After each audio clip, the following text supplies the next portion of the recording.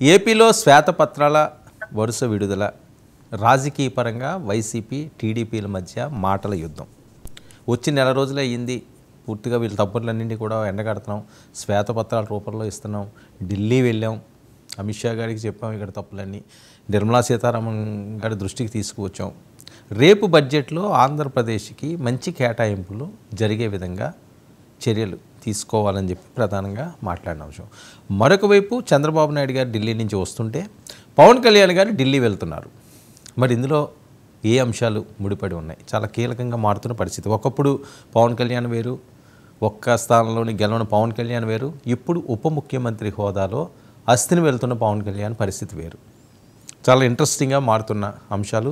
Assembly సమావేశాలు కూడా ఈ నెల నుంచే స్టార్ట్ అవుతున్నాయి కాబట్టి నెక్స్ట్ వీక్ నుంచి దీనికి సంబంధించి మరి జగన్మోహన్ రెడ్డి గారు అసెంబ్లీకి వస్తారా, వాళ్ళ ఎమ్మెల్యేలు ఏం మాట్లాడతారు, వస్తే గతంలో ఏవైతే అంశాలు ఉన్నాయో అవి రిపీట్ అవుతాయా?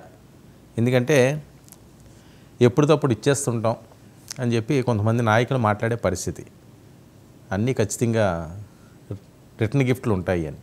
మరి ఆ రకంగానే గతంలో జరిగిన అసెంబ్లీకి ఇప్పుడు జరుగుతున్న అసెంబ్లీకి అవే రిపీట్ అవుతాయి అంశాలు లేదా అనేది చూడాలి. మరొక వైపు విజయసాయి రెడ్డి గారి ఎపిసోడ్ ఎప్పుడు ఎండ్ అవుతుంది, రాజకీయ పరంగా చాలా టర్న్లు తీసుకుంటున్న నేపథ్యం. మరొక వైపు కొన్ని పత్రికల్లో జనసేనకు సంబంధించి కొంతమంది ఎమ్మెల్యేలు ఏదో అవినీతికి పాల్పడుతున్నారు, తెలుగుదేశం పార్టీకి సంబంధించి కూడా అని కథనాలు వస్తున్న నేపథ్యం. మరి ఈ అంశాలు తెలిసే పవన్ కళ్యాణ్ గారు మనం వార్నింగ్ ఇచ్చారా? ఇవన్నీ కూడా ఆంధ్రప్రదేశ్ రాజకీయాల్లో చాలా కీలకంగా మారనున్నాయి. ఇవే ఇష్యూస్పై ఈనాటి ప్రైమ్ డిబేట్ కొనసాగిద్దాం. మనతో పాటుగా చర్చలో పాల్గొంటున్నారు నారాయణమూర్తి గారు, వైసీపీ అధికార ప్రతినిధి, నవరత్నాల మాజీ వైస్ చైర్మన్, మనతో పాటుగా లైవ్లోకి అందుబాటులోకి వచ్చారు. అలాగే వర్మ గారు, ఎస్విఎస్ఎన్ వర్మ గారు, టీడీపీ మాజీ ఎమ్మెల్యే పిఠాపురం, మనతో పాటుగా లైవ్లో జాయిన్ అయ్యారు. తాతంశెట్టి నాగేంద్ర గారు, జనసేన రాష్ట్ర కార్యదర్శి కూడా మనతో పాటుగా లైవ్లోకి అందుబాటులోకి వచ్చారు. అలాగే రామ్ కుమార్ గారు, బీజేపీ అధికార ప్రతినిధి కూడా మనతో పాటుగా లైవ్లో జాయిన్ అయ్యారు. ముందుగా నాగేంద్ర గారి వెర్షన్ తీసుకుందాం. నాగేంద్ర గారు నమస్తే sir. Good evening sir. Okay Nagendra గారు, పవన్ కళ్యాణ్ గారు చాలా సీరియస్గా మన వార్నింగ్ ఇచ్చిన సందర్భం, ఏ అంశాల మీద ఇచ్చారు? పేపర్లో ఆయన మీద ఏదో కార్టూన్లతోటి కొన్ని ప్రింట్లు వస్తున్నాయి, అలాగే ఎమ్మెల్యేల గురించి దందాలు మొదలు పెట్టారట, కప్పాలు కట్టమంటున్నారట, వస్తున్న వార్తలు. సాక్షి కాదండి, సాక్షి కాకుండా వేరే వాటిలో వస్తున్న వార్తలు. అసలు ఏం జరుగుతుంది నెల రోజుల్లోనే ఇవన్నీ కూడా? వర్మ గారు, ముందుగా మీకు, మీ ద్వారా ప్రైమ్ నైన్ వీక్షకులకు, ప్యానల్లో ఉన్నటువంటి పెద్దలందరికీ కూడా గుడ్ ఈవినింగ్ సార్. అలాగే ప్రత్యేకించి మా పిఠాపురం వర్మ సార్ గారికి ధన్యవాదాలు సార్. మీకు ఫస్ట్ టైం ఈ విధంగా మీకు ధన్యవాదాలు చెప్పుకునే అవకాశం వచ్చింది సార్. మా నాయకుడు ఏమన్నాడంటే, అంటే వారసత్వం, మోహన్ రెడ్డి గారు, రాజశేఖర్ రెడ్డి గారు, ఇట్లా ఈ వారసత్వంలో అంటే మేము ఫలానాలో కొడుకు అని చెప్పి పోయే పరిస్థితి మన ఎమ్మెల్యేలకు తీసుకురాకండి. అంటే అదొక ప్రోటోకాల్ కానీ ఒక కార్యక్రమం కానీ గవర్నమెంట్ అఫీషియల్ కార్యక్రమంలో మీరే పాల్గొనండి.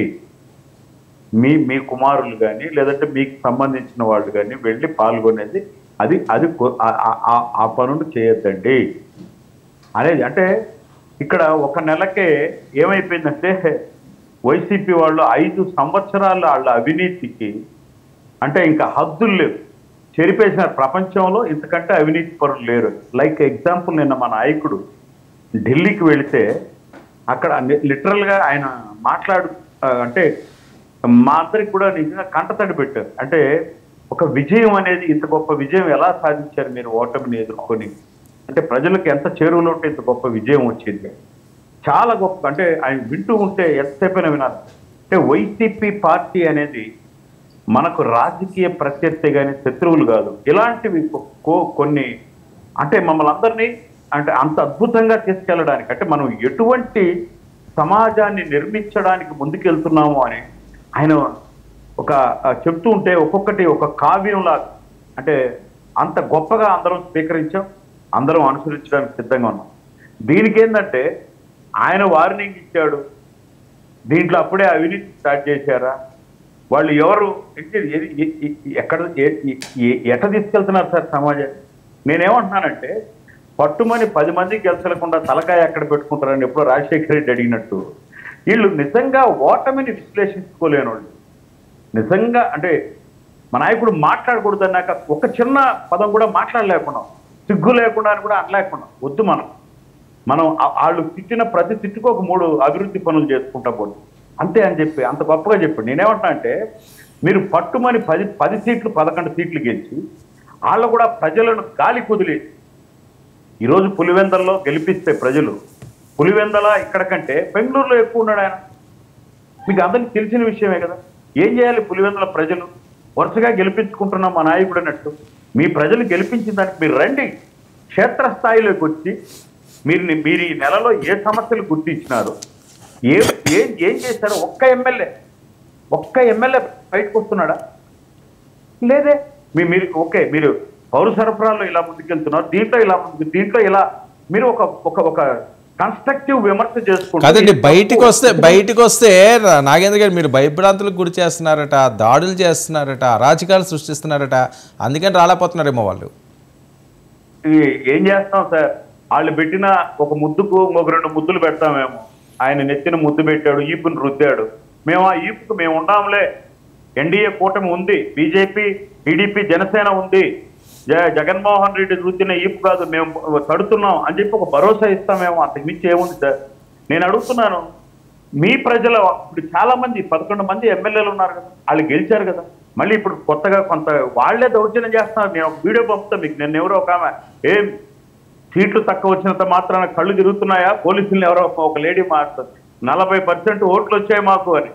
నేను ఇలాంటివన్నీ చూస్తున్నాను. నేనేమంటున్నా అంటే మీరు ప్రభుత్వంతో కన్స్ట్రక్టివ్గా కదలిరండి. అలాంటి విమర్శలను, అలాంటి సమాజ శ్రేయస్సు కోరేటటువంటి మీ సలహాలను అద్భుతంగా స్వీకరించడానికి చంద్రబాబు నాయుడు గారు కానీ, పవన్ కళ్యాణ్ గారు కానీ, బీజేపీ పార్టీ కానీ సిద్ధంగా ఉంది.